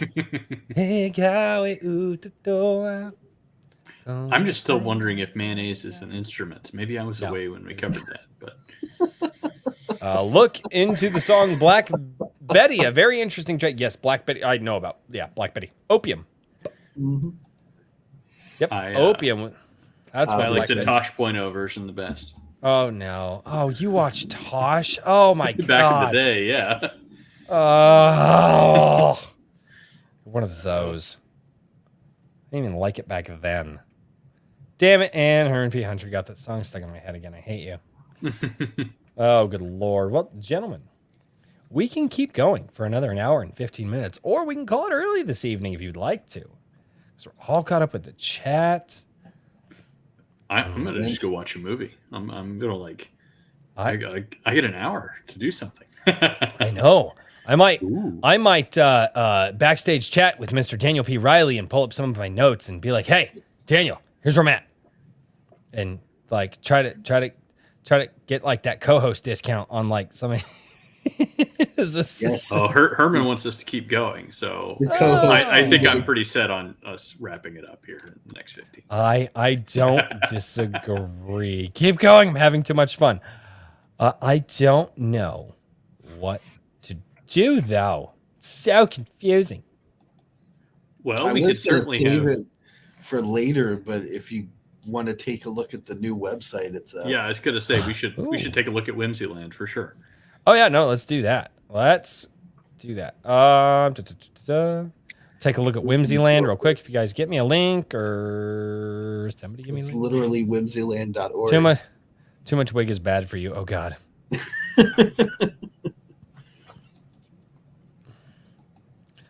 You know the one thing nobody talked about was Green Grass and High Tides by the Outlaws. You guys are uncultured as fuck. Green grass and high tides forever. Such a good song. I don't. Am I supposed to pull up the link myself? What's going on here? Yes, you're supposed to pull up the link yourself. I'm drunk. Are you drunk already? We're not even there. I started early. Whimsyland.org or .com? .org. .org. Actually, I started when Herman posted on Twitter that he was already drunk. I was like, well, shit. Oh no, you were pre-gaming. Oh God. Me and my 21-year-old daughter. Oh God. Pre-gaming. Whimsyland literary coaching. Take your story from possible to published. That is a great fucking catchphrase. Very nice. That is fantastic. I can take all the credit. I had some help with the design and a lot of the work. We workshopped it, me and the guy that helped me design the website. That's awesome. Is your dream to be a published writer? Most writers won't take the leap. Their stories gather dust, unfinished, unpublished, unread. Whatever it might be, lack of confidence, inconsistency, writer's block, fear Doesn't exist. of rejection. They You let don't their tell them that stories now. they pile up along with years of regret. Will that be you? Or will you take the leap? Will you make it real? With literary coaching, you will dust off that first draft and get it ready for publication. Learn to write consistently every day. Never deal with writer's block again. Stop redoing your first chapter because you hate it and get to the meat of the plot. Start believing that you can write your story, complete your manuscript, instead of adding it to 10 others that you haven't been able to finish. Translate what you have in your head into words on the page. Keep the story from sprawling out beyond control and reach a satisfying end. Learn. Royce knows that one. What's up? I said Royce knows that one. That's what we talked about. See, don't judge me. Stop it. Stop it. Stop it. Should I read the rest in Roger's voice? No, I won't.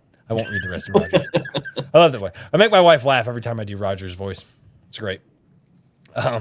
Learn to do research so you can stop rewriting pivotal scenes because you failed to find out how something as simple as fireworks. Learn how to move seamlessly between exposition into deep point of view for your characters. Learn the difference between first person, third person limited, and omniscient POV, and which is best for your story. Learn how to feel Big good struggle. about your sentences instead of questioning every word. And most important, get your stories into readers' hands. Sign up today. You'll find that button all throughout. See, it's a very big orange button. It's very big. It's it's kind of like the butt on YouTube. It's where I took the cue from. Right. There you go. Dude, so great, man. That is absolutely fantastic. Yep. And I love the feel to the nods to the classic literature that you're doing here. That was the idea. That is well done. I love In time, I love the amount of psychological warfare that you are doing to try to get people to sign. No, it's wonderful. I love it. It's No, this is good. I mean, this is it's great. and I love all of the beautiful consistency to the site. It's very The Raven. it's a fitting site to match your services, shall we say? Yep. It does My whole match aesthetic, you. man. Yep. It's my whole aesthetic wrapped up into a website. Now, This is great. yeah. Now, hopefully, I was gonna say now I don't have to feel bad about roasting your old site. Yeah. It's all water under the bridge now. I'm gonna be honest. I don't remember No. the old site. I'm gonna be real. I'm gonna be real with you guys. I don't remember the old site. No, it's fine. I've been there. The old site, I made it as best as I could, which was not great. I do not have any real skills when it comes to web design. That's why I worked with somebody to get this to what it is. Mhm. Good. You know, I'm a text person that can help you write incredible things. I have no web design skills whatsoever. Web design is a different beast in and of itself, though, Yep. and it's And that's going to show because I will be doing some landing pages for the book series. Then they're not going to be anywhere near as good as that main page is, but they'll serve their purpose. Chaozu says, I want to attempt to edit my stuff before sending it just to see how many mistakes I make when trying. It's always good to learn. The path to success is paved in failure, guys. Mm-hmm. Yeah. And one of the things that I try to communicate as best as possible with everybody that wants to create something is that, yes, you can correct errors to a certain point, but you love your project. And when you love your project, it is a blind spot. You need other people's eyes on it. Someone else has to look at it because they will find the things that you don't quite notice. No, and that is very true. And that is true with a lot of different things. I mean, it's one of my most recent experiences with that is like, I mean, I love going bowling, right? That's my thing. I grew up in a bowling alley. It was a family thing when I was a kid, still do it as an adult. Couldn't figure out what the hell I was doing wrong. Couldn't figure out why my scores weren't where they used to be. I asked for help from one of the better bowlers on the league. And he's like, oh, here. He's like, you're fucking up with your hand. And I'm like, what? But it took that outside. And all of a sudden, I start throwing higher scores again, getting back up to where I used to be. And and I was like, no, I thought I was doing it right. And I just couldn't. But no, sometimes it takes that outside look to go, no, you're doing this thing wrong. And but no, I really that. And it's literally everywhere. I bounced an idea off of Daniel the other day for a closing statement on this video essay that I'm working on, which I've been working on every night of the week, writing down, polling information, I mean, some of you guys saw the Twitter post I made yesterday, and you guys were like, what the fuck? But like, I even talked with Daniel, and he's like, honestly, he goes, I think you got a really good, solid idea. He goes, but your closing statement, it didn't punch, dude. He's like, I'm sorry. Like your closing statement, he's like, everything's a good idea, but that closing statement needs work. It didn't punch. It didn't hit the way that I know that you can deliver a closing statement. And I was like, wow, fuck, okay. And it made me think about it, you know? So that's what he can do for you. Yep. And the interesting thing, and I put it in the website further down, the interesting thing about it is that most people don't realize, even people that are getting into creating their own works, publishing, that sort of thing, most people don't really think about the fact that the greats that we know of our time and even times past all had mentors, coaches, and guides. Mm-hmm. They had people that were there working with them, either teaching them how to do a specific thing or just helping them refine it into the thing that you love so much. It didn't just fall out of their brain perfect like Athena out of Zeus. It had to be worked on, and it has to be worked on by multiple people. And I love the concept of beta readers. I don't use them personally myself, but outside of Laureate anyways, but that's a totally different matter. But a professional editor, a professional coach is where you're going to find the best feedback. So you can go to friends and family. They kind of have a blind spot too, because they're your friend. They're going to favorably look at you and look at what you produce. I would say this to a point with the friends thing. Mm-hmm. Because I like, for instance, and this is the friend that you want to look at. You know that friend that looks at you and says to you very seriously, "Hey, you're kind of a fuck up in this area of your life. Do you want to get your act together there?" Like that guy. That guy's the one you want to listen to. Huh? That guy's the one you want to listen to. Yeah, that's the guy you want to read your book, because that's the guy that's going to go, dude, no. Like, it's part of the reason. Like, I have friends in my life that push me to be better than I am, right? And like, so don't go to the one friend that you're like, oh, dude, I'm sure you're going to love this. Go to the one friend and be like, all right, I know you're going to tear it apart. Hit me. What you got? Go to that guy, go to the people in your life who are most critical of you, right? Sometimes there are people who are overly critical, but honestly, if you don't like what I've always said, if somebody's criticizing you, take what you like and leave what you don't. I say the same thing. It's not that hard. Those who've worked with me know my notes on their manuscripts are never, "This is bad." My note on the manuscript is, "This doesn't work. I suggest trying this. Ultimately, it's your choice." Yeah. I can give suggestions and advice, but I'm not going to tell you what to do. It is your passion. I'm just going to try and help you make it the best damn thing it can be. Raven Nevermore. What was the Rings of Power line? Give it to me. Give it to me. What? Oh, God. I have no idea. I don't know either. All I heard was Rings of Power and immediately went, nope, don't need to listen to that. Yeah. Well, it did get there. No, I remember. Sorry, I was like, I thought you were saying like Lord of the Rings. For some reason, my brain heard Lord of the Rings, and all of a sudden I heard, give it to us.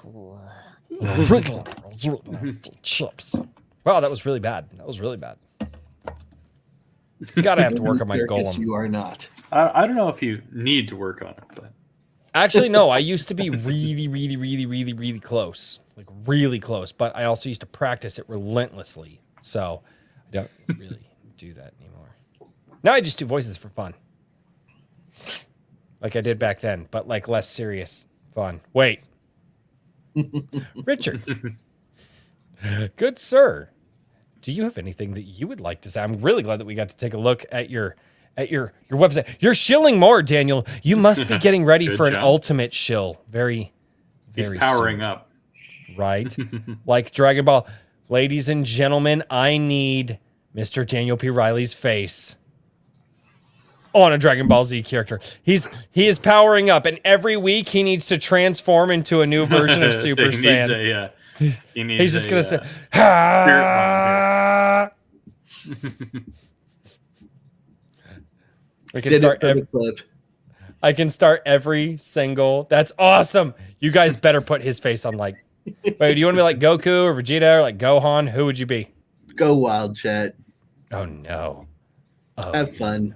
Don't tell the chat that now. Now you're gonna get put on female Broly. Don't care. Oh God. It's all for the fun. Richard, you know how we're afraid of the chat? Daniel is not. I embrace like the a chat. Cautious. Yeah. It's not really a fear. It's just like one of those, like, I just don't want to be touched by them. Yeah. I love the chat. I know. You hang out with them. Because secretly, I'm an agent of chaos. Oh God. Oh, the line is "Give me the meat and give it to me raw." Well, that's heard that line, but not from the show you're talking about. Yeah, usually that's accompanied by a bum.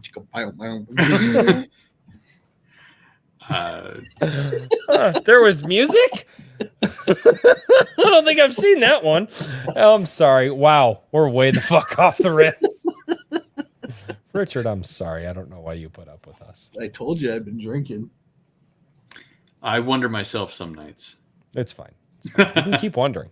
Hey, as long as you keep showing up, man, that's on you. That's a you thing. Well, unless you get the work thing that's coming up potentially. Is that gonna?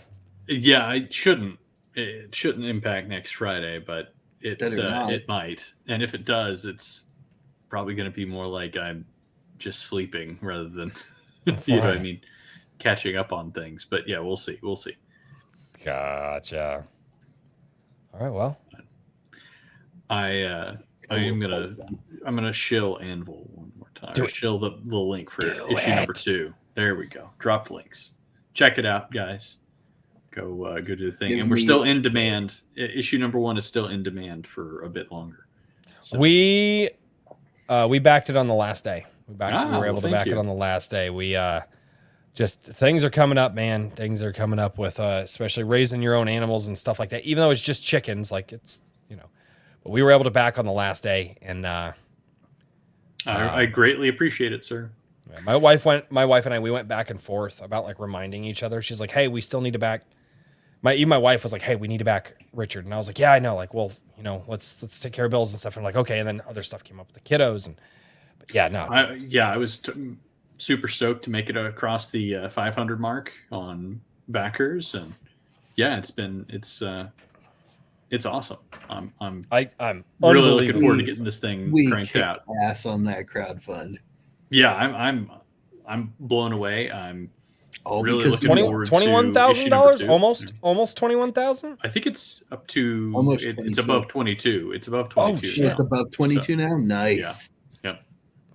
And on some good news, Indiegogo is apparently, like they said, it can take up to like 15 days or whatever, but it's not going to take that long. So I'm going to, while we're getting the draft of the magazine done, I'm going to go to the printer and get all the posters and the prints and all these other things knocked out so that I can have that done. So that'll be ready and waiting for whenever the final the final magazine print run is ready to go. We don't have to worry about that. And the dice are coming along. I think the dice are going to make it in time. So I wanted to get the fucking dice, and you'll get the couldn't. dice. You'll no, stop it. I'm going to. So fuck you, bastard. No, they're already I've got your making address memes, now. Richard. I was going to say, Shit, I've got your do. address now. So Fuck. Richard, you can't gotta send stop it me. to me because I have to send him stuff, and he won't give it to me. What the knowing fuck? how- Yeah, I will. There are Well, people actually, who hey, have my by the address that I did not give them my address, and I was like, wait, how did wait? At least I did it where you were sitting instead of behind your back. I was going to say, Iron Age Media now has a PO box. So if anybody wants to send stuff in, Awesome. I do have that. It's on the Gilded. If you want, I'm not going to like broadcast it to everybody, but I if have been you meaning want to send me something, like a book or a poster or something like that.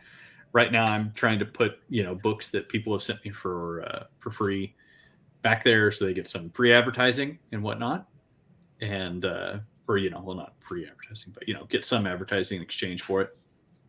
And I'm going to probably start doing some giveaways on stuff eventually. But yeah, anyway, that's just one little thing, and I have not really had time to think much more about it than that. But Let's see. Thinking with everything going on gets much harder. Richard, Ram has a question. Ram, Oh, and I did not do this earlier because we were in the middle of conversation. Ram, what's going on, Ram? one of the OG homies of the channel. Honest question: does anyone ever call you Dick as a nickname? No, people always ask that, and then they start and they just stop after a while, inevitably. Inevitably. Yeah. Yeah. It's when they wake up underground, buried alive, and they don't know how they got there. Well, usually they stop of their own volition, but I'm not saying something like that's never happened. It's just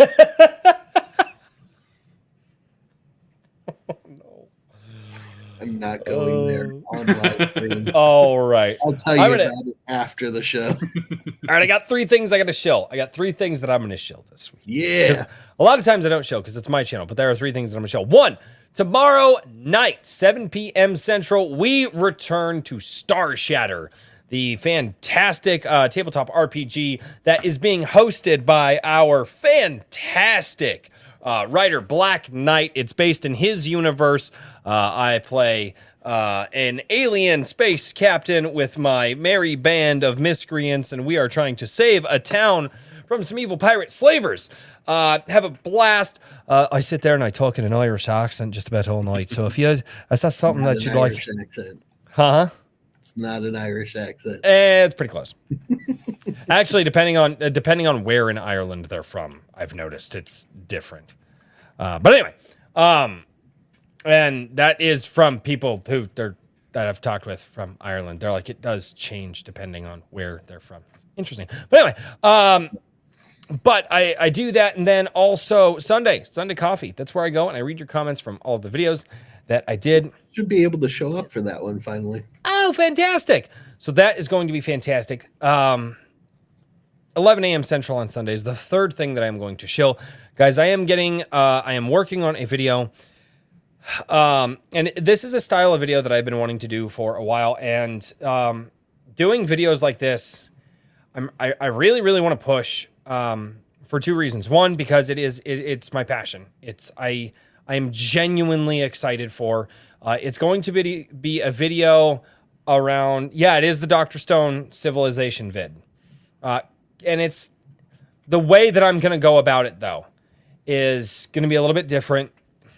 And it's going to be a little bit more put together. I don't script everything. I do have some lines that are going to be scripted to help keep me on topic. But man, these are the style of videos that I've wanted to do forever. Issue is it takes a lot of time, it takes a lot of research, and it pulls away from my ability to actually do consistent content on the channel. I actually had nights where I could have edited and put out more clips from Iron Age nights, but I was researching and reading articles and going over papers and finding statistics and stats and things like that in order to do for this video. I am unbelievably excited to do this video. I have not begun recording. I'm hoping to start recording it tomorrow. And I hope that I will have at least about 10 hours to prep all of it, because I think it's going to take about 10 hours to put everything together from start to finish. And hopefully I will have it out. I'm hoping for a Tuesday release. And I will set aside about 10 to 20 minutes of time to actually get a video prepared for Monday. But this is the type of video that I want to do. Think of like a shorter version of what Mahler does instead of doing like an hour long. Actually, if you guys know the channel, the Foundation for Economic Education, and what they do, it's similar in vein to that. And I've wanted to do it for a long time, and I really hope that you guys enjoy it. And on top of that, it is the one video that I'm going to say, if you guys like the video, when it drops, I need everybody to share it to every social media that they're on, and really push it out there, because one, Dr. Stone just, it grabbed my attention in a way that a lot of shows have not in the past. And 2, I am taking a leap of faith with a different style of content, something that I've thought about for a very long time. So hopefully you guys will enjoy that video. And Looking forward to it. that being said, the music started. I can't stop it once it's started, guys. It's over already. I know. Oh my god. Well, at least Gosh, you we're remember like to a mute 2-pump chump tonight. What the hell? Wait, what? Because y'all are wusses. You're a wuss. Ram says, hell yeah, white man. Oh, Kelsey Gearhead Mike, I know. Jonathan Resignal. Back on, everyone. Oh no. Jotsu. Daniel mic P. still. Yajirobe. Yeah, fine. Oh, Go keep crushing crazy, it, I. chat. Oh man, dude, that video, like, it's big, dude. It's there's a lot of information in it that I gotta bounce around. If I do it effectively, could be shorter than 20 minutes. Who knows? Takes as long as it takes. This is true. Good night, Guilty Gearhead. Over in the Rumble chat, thank you. Everybody who's joined over on Rumble. Wow, I'm getting buffering here. Oh no, buffering at the end. Oh no. Might be on your end, because it says it's good on our end, Raven Nevermore. 10K has become the culture, absolutely. Chaozu, hail! JVP, peace out! AVP. Right. Philbo Baggins. I love that name. It's great. Oh, good God, man. It's a good show. It's weird getting up this early, though. Wait, I phrasing. know. Damn it. Ladies and gentlemen, thank you all so much for joining us on Iron Age Nights. And we will see you all next time. Cheers, everybody. Good Good night, night. everybody.